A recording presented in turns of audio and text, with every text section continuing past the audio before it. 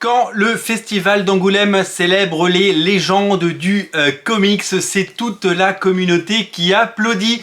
Le festival d'Angoulême a en effet décidé de remettre un fauve d'honneur à la légende, au fabuleux, au génialissime John Romita Jr. Et oui, le dessinateur de Daredevil, mais plein d'autres titres encore, eh bien, a été célébré comme il se devait à Angoulême pendant le plus grand festival de bande dessinée au monde, puisqu'il a reçu un fauve d'honneur pour l'ensemble de sa carrière. Et oui, le formidable John Romita Jr., fils de John Romita, qui dessine et qui nous régale depuis des dizaines et des dizaines d'années, a enfin été célébré par ses pairs et a enfin mis en lumière le comics dans ce festival qui, dans son palmarès d'ailleurs, n'a pas récompensé énormément de comics, puisque les titres qui étaient en compétition ont une nouvelle fois été boudés, préférant évidemment d'autres titres, mais c'est comme ça, c'est la loi, c'est les votes, c'est pas nous qui décidons. John Romita Jr., ça fait plus de 40 ans qu'il nous régale et qu'il nous propose bien le meilleur de son talent, fils spirituel de Jack Kirby, fils naturel et biologique du fantastique John Romita. C'est dans Spider-Man qu'il a débuté, et dans les années 80, il était déjà le dessinateur de Spider-Man. Il a dessiné Spider-Man dans les années 80, 90, 2000, 2010 et 2020. Il continue à dessiner Spider-Man puisqu'il vient de faire la série de Zeb Wells. Il a fait des dizaines de numéros sous l'ère Zeb Wells, et qu'il sera encore dessinateur de Spider-Man avec le nouveau relaunch qui arrive en avril. Il y aura Pepe Larraz au dessin, mais il y aura aussi John Romita Jr. sur un scénario de Joe Kelly.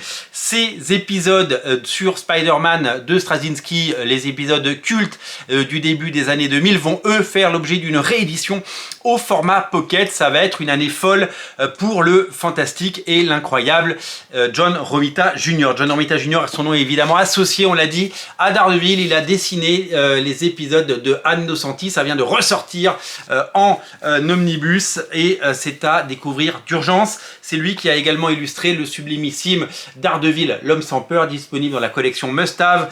Magnifique origin story de Matt Murdock et Daredevil, les premières années de Daredevil et de Matt Murdock, magnifiquement illustré par un John Romita Jr. en feu, avec un ancrage fabuleux de Hal Williamson sur un scénario de Frank Miller. C'est culte et c'est tout simplement fabuleux. C'est lui qui a dessiné également Wolverine, ennemi d'État. Il a dessiné du Sentry, il a dessiné du Avengers pour Marvel. Il a bien entendu dessiné un nombre incalculable d'épisodes des X-Men à deux générations, deux époques. Il a fait 2 runs sur les X-Men, tout comme il en a fait plusieurs sur Spider-Man. Sa carrière est longue comme le bras, comme un dimanche sans pain. C'est absolument fabuleux, sa longévité, son travail, son talent. C'est un dessinateur clivant, puisque tout le monde n'aime pas son travail. C'est un dessinateur souvent qu'on met du temps à apprécier, et quand on le découvre, eh bien, on adore tout simplement. Moi, j'ai vraiment adoré découvrir son travail sur 2 choses. La première, c'est son Daredevil l'homme sans peur, qui m'a foutu une claque énorme, et les 2 épisodes qu'il avait fait de Cable, la mini-série avant la série régulière. Fabuleux épisode avec un Cable techno-organique, avec des décors fabuleux. C'était absolument incroyable. C'est un dessinateur qui a également travaillé en indépendant, puisque c'est lui qui a co-créé Kick-Ass avec Mark Millar. Succès phénoménal, qui ont donné 2 films.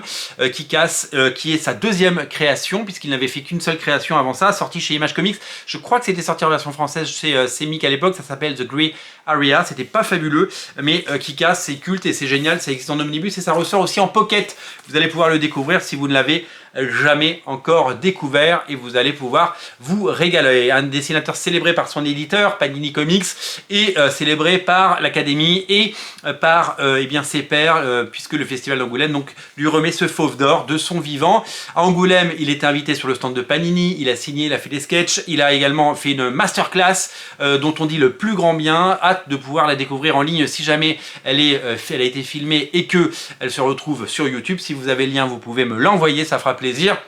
C'est vraiment un dessinateur qu'on adore, qui a accompagné toute notre passion des comics, et qui va continuer à le faire pendant les années à venir, puisqu'il a donc 3 projets en 2025. Le premier projet, eh bien, c'est donc son retour sur Spider-Man, puisque, je vous l'ai dit, il va dessiner avec Pepe Larraz la nouvelle série de Joe Kelly avec un nouveau numéro 1, des couvertures magnifiques. Ça va être super, ça va être un événement, ce nouveau Spider-Man, et on a hâte de le découvrir. L'autre projet, c'est un projet avec Mark Millar, puisqu'il revient avec Mark Millar sur un projet secret après Wolverine Ennemi d'État, après Kick-Ass, eh bien, sera annoncé, je crois, le mois prochain, son nouveau projet avec Mark Millar, et ça risque de faire parler et de faire jaser.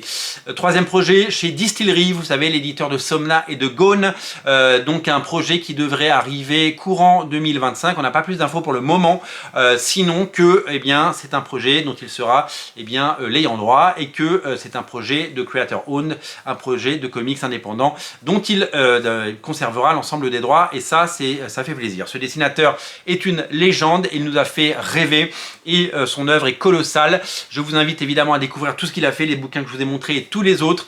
Bravo au Festival d'Angoulême d'avoir célébré ce talent et ce génie.